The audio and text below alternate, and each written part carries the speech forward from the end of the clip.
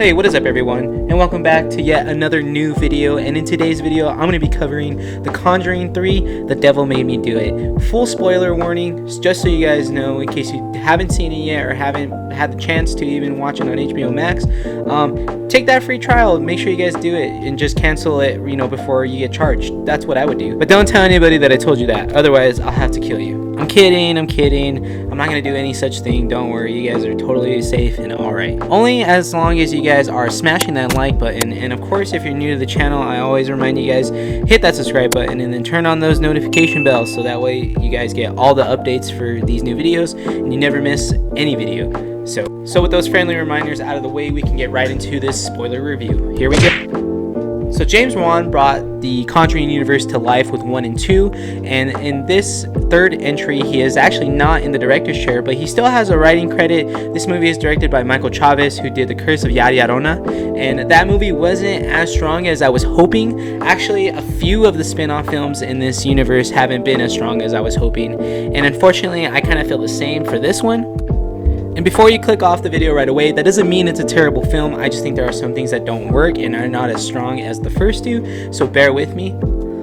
So as you must know from this film, and maybe even doing some personal research, plus the marketing kind of gave it away too, this is one of the first actual real cases where demonic possession was ruled and acknowledged, and an actual person on trial was given that as their reason for not being guilty, which is pretty insane. Although that opinion might change considering that there are some revelations regarding the Warrens' credibility, but I'm not going to get into that aspect. I'll just kind of keep it in the review, so we'll go from there. But basically, Arnie Johnson was possessed, and under possession murdered his landlord tenant, and in this film we're kind of given more context to that, although it's not entirely accurate. At least I don't think it's accurate, because it is a movie, so a lot of things are exaggerated. For example, right off the bat, Arnie Johnson does not look like Arnie Johnson. They definitely casted someone more teen heartthrobby to kind of get that angle for the audience retention, which is totally understandable. You got to do what you got to do to bring in your audience, but there are some things taken out of context and exaggerated, so just keep that in mind when you guys are watching this movie.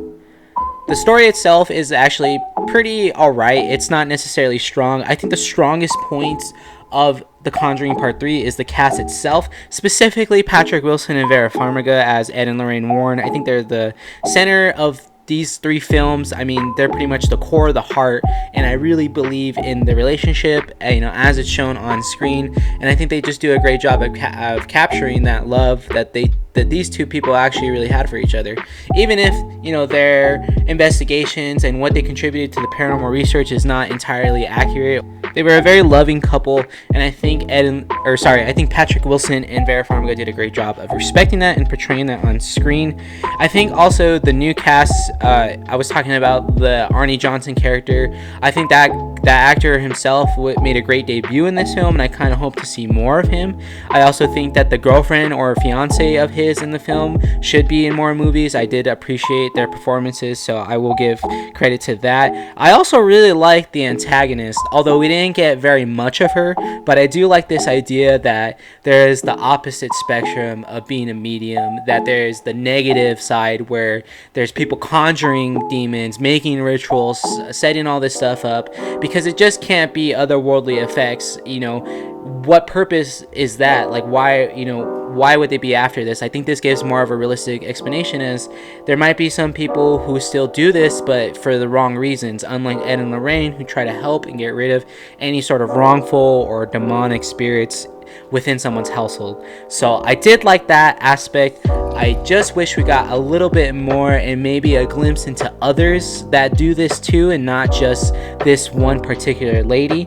The connection with one of the characters in the film was a little obvious, and I think they should have kind of sped that up a little bit instead of lingering it on. I think that's another thing about this film, is that a lot of plot elements linger, and I think they should just be right then and there and just push the story forward. I think the movie would have benefited from that, and it would increase the pace, since in The Conjuring 1 and 2 we everything's very much rapid fire. There's no room to breathe, and it adds to that element of nervousness and scaredness, and it really helped those movies because they're superior films to this one.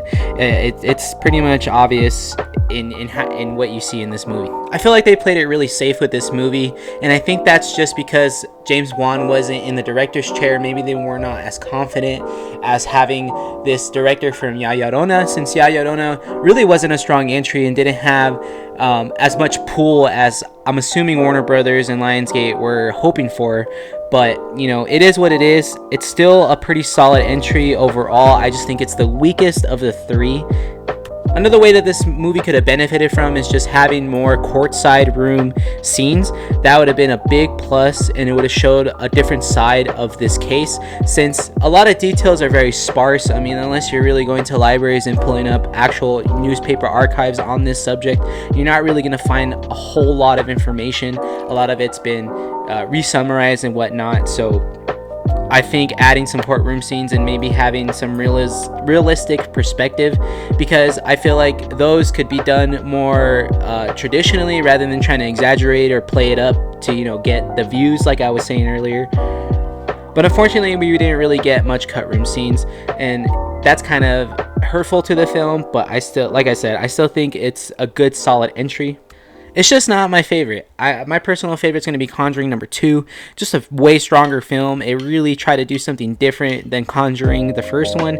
Although Conjuring the first film is still one of the best horror films to come out in recent years. I mean, it's totally revamped, going old school and doing actual staged scares and utilizing that to actually have people scared in theaters rather than relying on jump scares or CGI, going back to the roots of true horror. And it really was a breath of fresh air is what I'm trying to say. So I feel like the third film should have just been way stronger and capped off the trilogy in a much bigger way.